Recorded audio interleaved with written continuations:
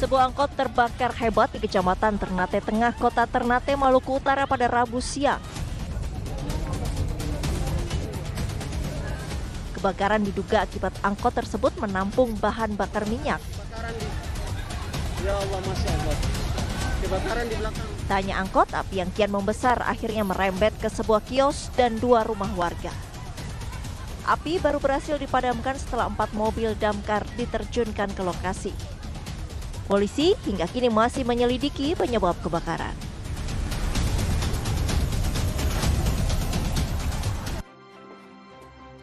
Assalamualaikum pemirsa, apa kabar Anda? Semoga sehat selalu ya. Sebelum kita mulai aktivitas hari ini, kita update dulu seputar informasi menarik agar pagi Anda lebih berisi. Bersama saya Doni Permana, inilah Cakrawala selengkapnya.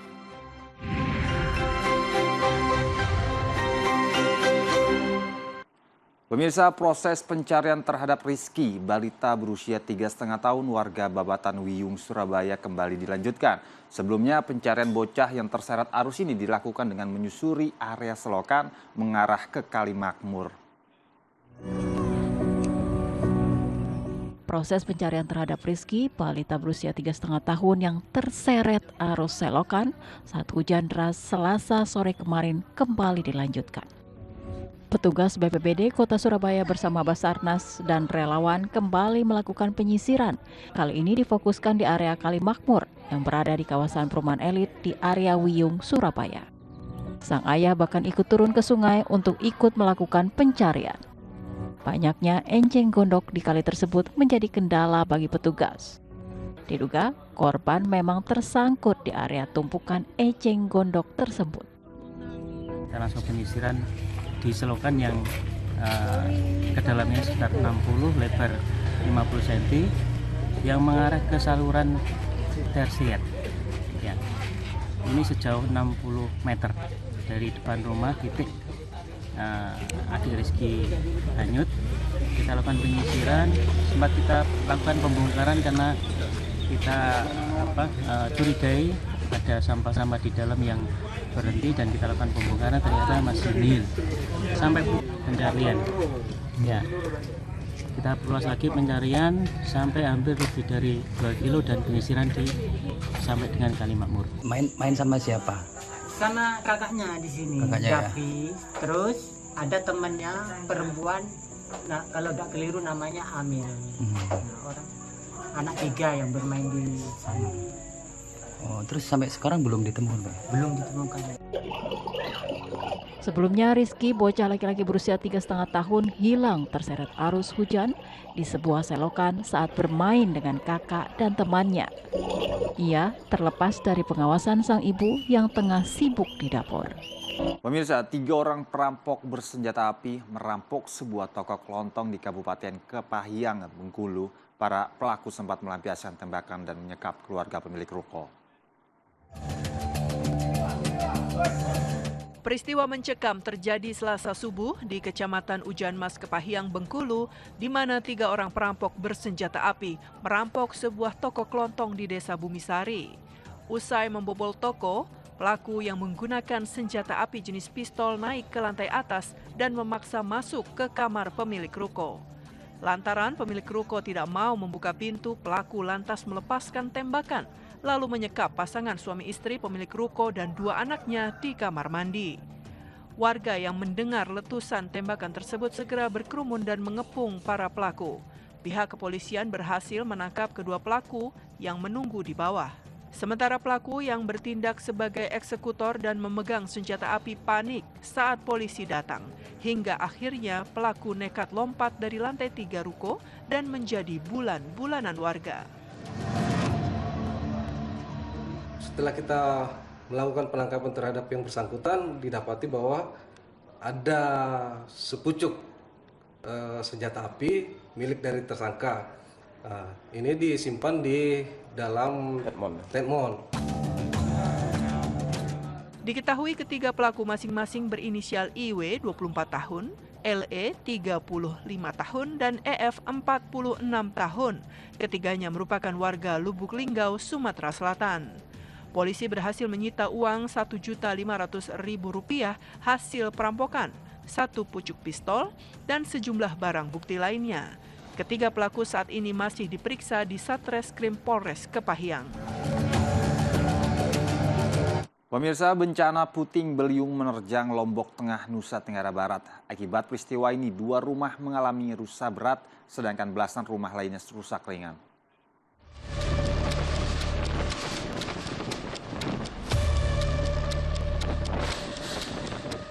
Puting beliung diawali dengan hujan deras dan disusul angin kencang.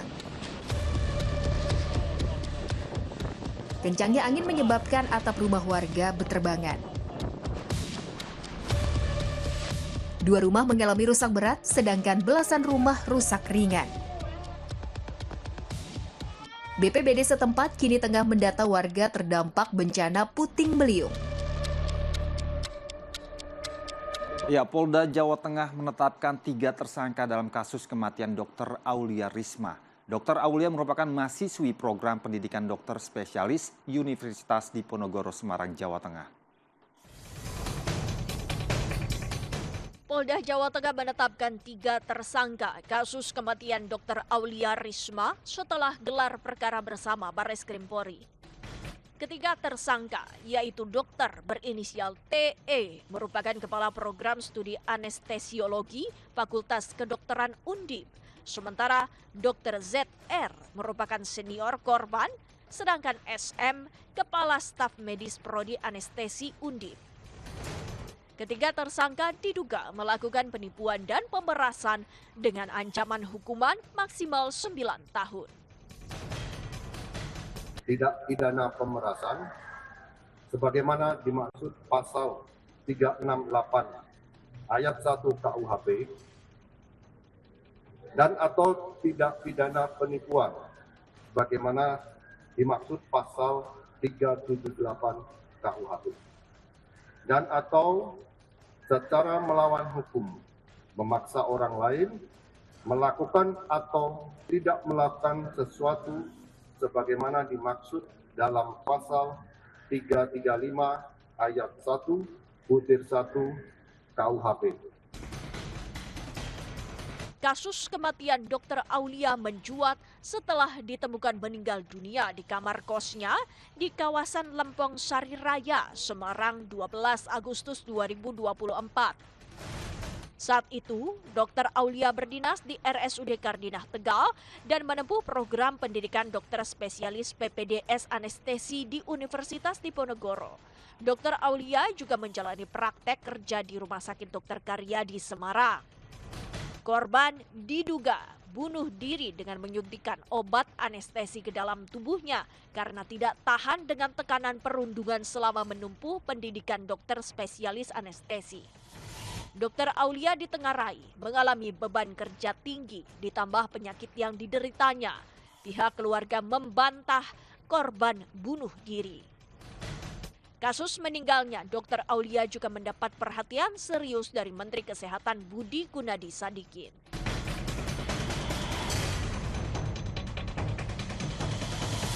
Kita beralih ke informasi lain, pemirsa. Penetapan tersangka terhadap Sekjen PDIP Hasto Kristianto oleh pemimpin KPK yang baru menjabat 1 pekan menimbulkan tanda tanya. Padahal kasus Harun Masiku sudah bergulir selama 5 tahun. Sinyal penetapan tersangka terhadap Hasto pun sudah pernah diungkap sebelumnya. Bahkan Ketua Umum PDIP Megawati Soekarno Putri sempat menyatakan akan turun tangan jika Hasto ditetapkan sebagai tersangka.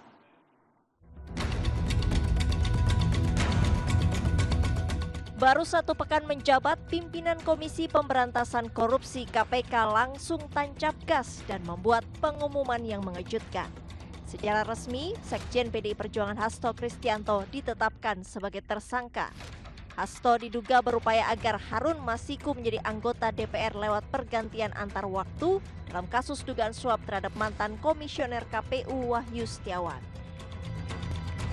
Atas perbuatan saudara HK tersebut, KPK mengeluarkan surat perintah penyidikan nomor Sprindik 152 Dik 0001/12/2024 tanggal 23 Desember 2024 dengan uraian penyidikan perkara dugaan tindak pidana korupsi yang dilakukan oleh tersangka HK.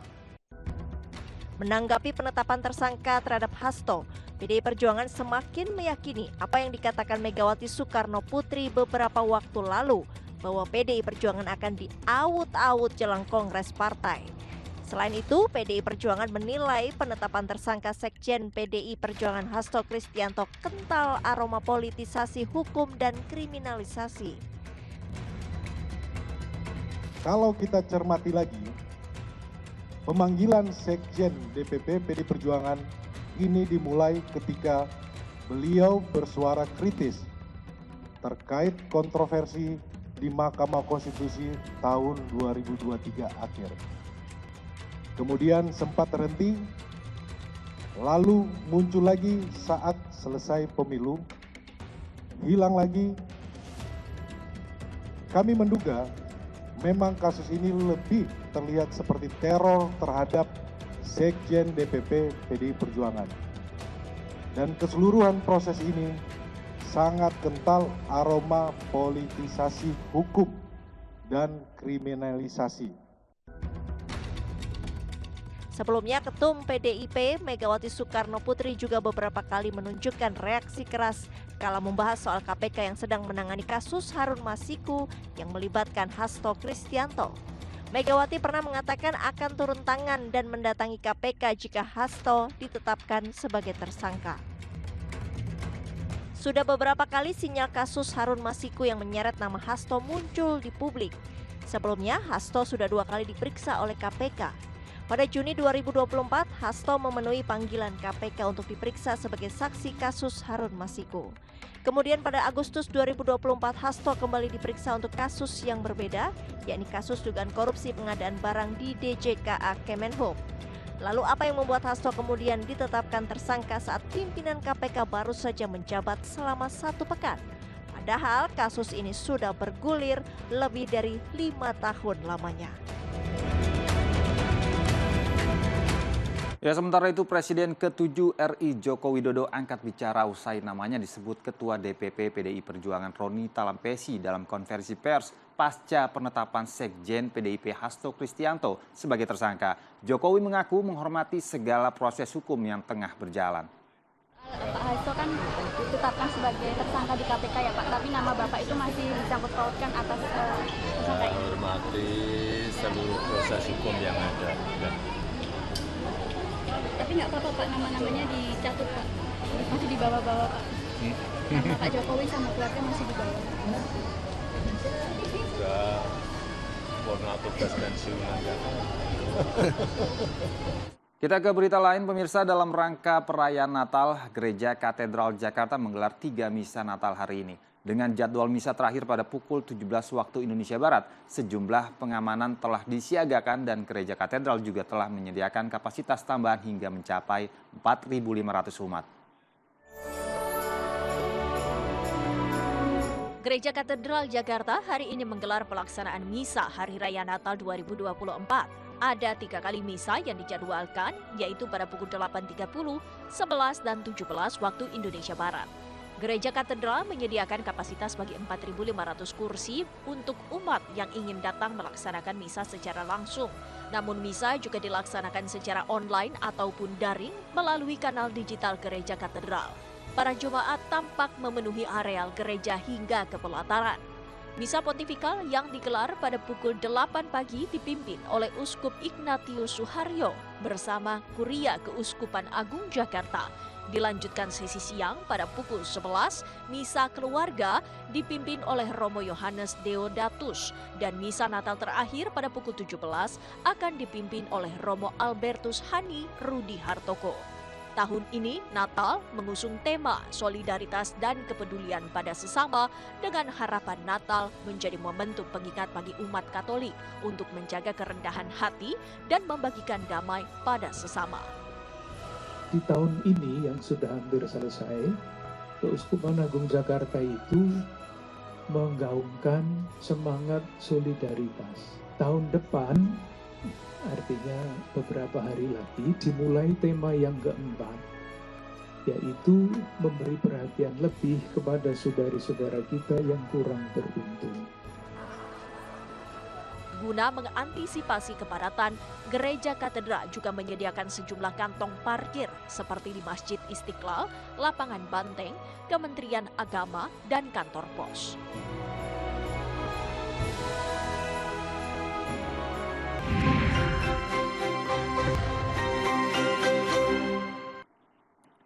Terima kasih Anda masih setia menyaksikan Cakrawala bersama saya Doni Permana. Pemirsa, banjir bandang melanda wilayah Desa Rowosari, Kecamatan Sumber Jambe, Jember, Jawa Timur. Derasnya arus membuat material lumpur bercampur kayu turut menghantam sejumlah rumah warga.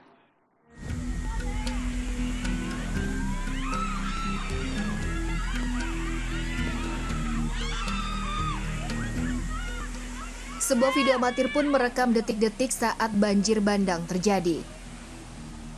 Material lumpur dan kayu turut menghantam sejumlah rumah warga. BPBD Kabupaten Jember mencatat ada 3 desa di Kecamatan Sumber Jambe yang terdampak banjir bandang. Banjir bandang juga menyebabkan jalan penghubung antar desa terputus. Polri berencana menggelar sidang etik kepada 18 oknum anggota polisi yang diduga melakukan pemerasan terhadap 45 WNA asal Malaysia dalam acara Warehouse Project atau DWP 2024 pada pekan depan. Barang bukti berupa uang senilai 2,5 miliar rupiah telah diamankan. 18 oknum anggota polisi ditahan usai diduga memeras puluhan warga negara Malaysia saat menghadiri konser Jakarta Warehouse Project atau DWP di J-Expo Kemayoran, Jakarta Pusat. Para korban mengaku dipaksa menjalani tes urin. Mereka juga diminta menunjukkan paspor dan membayar sejumlah uang meskipun hasil tes narkoba negatif. Penanganan kasus pemerasan ini diambil alih oleh Divisi Profesi dan Pengamanan Divpropam Polri. 18 oknum anggota polisi terduga pelaku pemerasan telah diamankan dan akan menjalani sidang etik minggu depan. Kadif Propam Irjen Pol Abdul Karim menyatakan total jumlah korban dalam peristiwa itu adalah 45 WNA asal Malaysia. Barang bukti berupa uang 2,5 miliar rupiah telah disita. Jumlah ya. Jadi ada terdapat 18 orang ya, masih tetap jumlahnya sama yang sudah kita amankan. Ini sudah meliputi dari personil Polsek, Polres maupun Polda. Ya, jadi 18 orang dan saat ini juga sudah kita tempatkan pada penempatan khusus yang ditempatkan di Propam Mabes. Kalau terkait dengan motif mungkin masih kita dalami ya. Ya artinya ini cukup harus kita gali ya. Karena ini kan menyangkut beberapa satuan kerja, mulai Polsek, Polres maupun Polda juga. Terus terkait apa? Proses pidananya apakah? Ya sementara ini kita fokus ke etik dulu, karena kan ya kita akan melakukan percepatan dalam rangka sidang etik ini. Kami sepakat di Propam akan menyidangkan kasus ini, ya, yang kita rencanakan minggu depan sudah dilaksanakan sidang kode etik yang akan kita laksanakan minggu depan. Kompolnas menyatakan saat ini pendalaman terhadap kasus ini tengah dilakukan untuk memastikan siapa yang paling bertanggung jawab. Dari kejadian itu, sebanyak 18 oknum polisi terduga pelaku pemerasan akhirnya ditangkap dan mengikuti proses investigasi. Potensi penambahan jumlah pelaku pun belum tertutup. Yang paling penting dari komitmen Pak Kadif Propam, dari komitmen teman-teman kepolisian adalah bahwa kasus ini mau dibikin tuntas, siapa yang bertanggung jawab, yang paling substansial dalam struktur pertanggungjawaban ya akan mendapatkan sanksi yang sesuai dengan apa yang dia lakukan dan sesuai dengan struktur dari pertanggungjawabannya. Kami juga nanya, kalau ada potensi, mungkin enggak? Mungkin. Dan kami juga mengingatkan, kalau ada penambahan, ya harus dipastikan bahwa ada bukti yang kuat. Ya, ada bukti yang kuat, dan dalam satu rangkaian struktur cerita yang juga kuat. Sehingga tidak menjadi satu yang di luar konteks penegakan etika profesi. Kepolisian pun membuka tempat pengaduan di Malaysia bagi korban dugaan pemerasan acara DWP lainnya agar bisa melapor. Pemirsa, kota Parepare menjadi salah satu wilayah di Sulawesi Selatan yang dilanda banjir besar akibat tingginya intensitas hujan. Banjir mengakibatkan akses jalan nasional yang menghubungkan kota Parepare dan Kabupaten Baru terputus. Selain merendam ribuan rumah di 4 kecamatan, banjir juga memutus akses jalan Trans Sulawesi di Kecamatan Pujananting, Kabupaten Baru. Salah satu penyebab banjir di kota Parepare karena kiriman air dari beberapa daerah di sekitarnya, di mana Sungai Jawi-Jawi dan Sungai Salo Karaje di Kabupaten Sidrap meluap. Menurut Kepala BPBD Parepare, Burhanuddin, daerah aliran sungai di Kabupaten Sidrap dan kota Parepare kini telah banyak berubah dan rusak, sehingga menyebabkan pendangkalan. Jika hujan dengan intensitas tinggi melanda Kabupaten Sidrap, maka akan mengakibatkan bencana banjir di kota Parepare. Untuk mencari solusi agar bencana banjir akibat luapan sungai di kota Parepare bisa diminimalisir.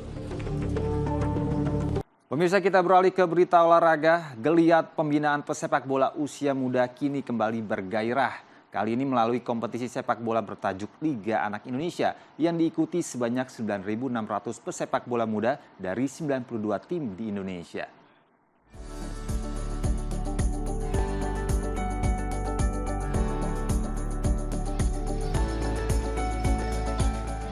Kompetisi sepak bola usia muda kini kembali bergeliat, khususnya pada pembinaan usia dini yang kembali ramai melalui gelaran Liga Anak Indonesia. Di mana sebanyak 9.600 pesepak bola muda dari 92 tim dari berbagai daerah di Indonesia turut meramaikan gelaran Liga Anak Indonesia yang untuk pertama kalinya dihelat di Gelora Mojo Agung, Kabupaten Pati, Jawa Tengah, mulai 21 hingga 24 Desember. Ajang yang diprakarsai oleh Bola Indonesia Mandiri bekerja sama dengan LPUDK Inaspro Kemenpora ini mempertandingkan 3 kategori yaitu U10, U11, dan U12 dengan format Liga dan Piala Liga. Di partai final, tim Safin Pati Sports School sukses keluar sebagai juara Piala Liga usia 12 tahun pada ajang Liga Anak Indonesia kali ini. Usai sukses kalahkan tim Batu Retno Yogyakarta melalui babak adu penalti. Sebaiknya kami berharap kepada pemerintah juga, animo ini sangat baik dan tentunya ini 92 SSB ya, klub ya, mau datang ke Pati, mau dari NTT, NTB, Padang, ada Bengkulu, ada dari Kalimantan, Banjar, ini dari Jawa juga banyak, ini menjadi animo besar. Jadi anak-anak liburan bisa dimanfaatkan untuk hal-hal yang positif. Ini sangat baik sekali menurut saya gitu. Tidak banyak pemain yang membangun serangan namun cukup efektif. Sementara pada kelompok umur lainnya, tim Celengsi United juga sukses menyandang predikat juara Piala Liga kategori U10 diikuti tim Putra Arisa Demak di kategori U11. Diharapkan melalui kompetisi ini dapat melahirkan talenta pesepak bola muda tanah air.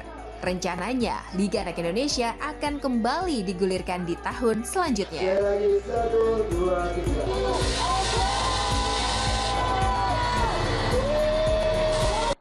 Pemirsa, libur panjang perayaan Natal dan Tahun Baru sudah tiba. Destinasi wisata Kebun Binatang Bandung, Jawa Barat mulai ramai dikunjungi para wisatawan.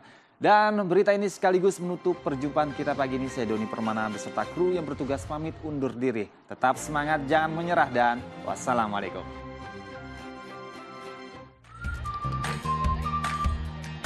Destinasi wisata Kebun Binatang Bandung atau Bandung Zoo di Jalan Taman Sari, Kota Bandung mulai ramai dikunjungi para wisatawan pada libur panjang perayaan Natal dan Tahun Baru 2025.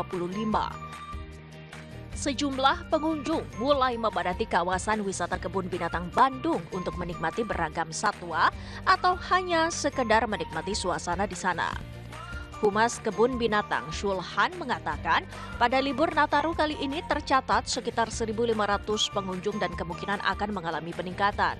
Dengan harga tiket Rp60.000, pengunjung bisa melihat 650 satwa. Selain melihat satwa, pengunjung juga bisa berinteraksi dan berfoto langsung dengan beberapa satwa di sana. Ya, Bandung Zoo alhamdulillah kita ada program Nataru dari tanggal 21 Desember sampai 5 Januari. Rata-rata pengunjung kita itu 1.500 per hari. Tapi hari Sabtu dan Minggunya tetap lebih tinggi, rata-rata sekitar 2.000-an. Itu ada parade satwa, ada gajah, ada unta, ada rusa-rusa, dan burung-burung itu akan berparade di beberapa titik. Mereka akan berjalan bareng-bareng untuk menghibur pengunjung di hari itu.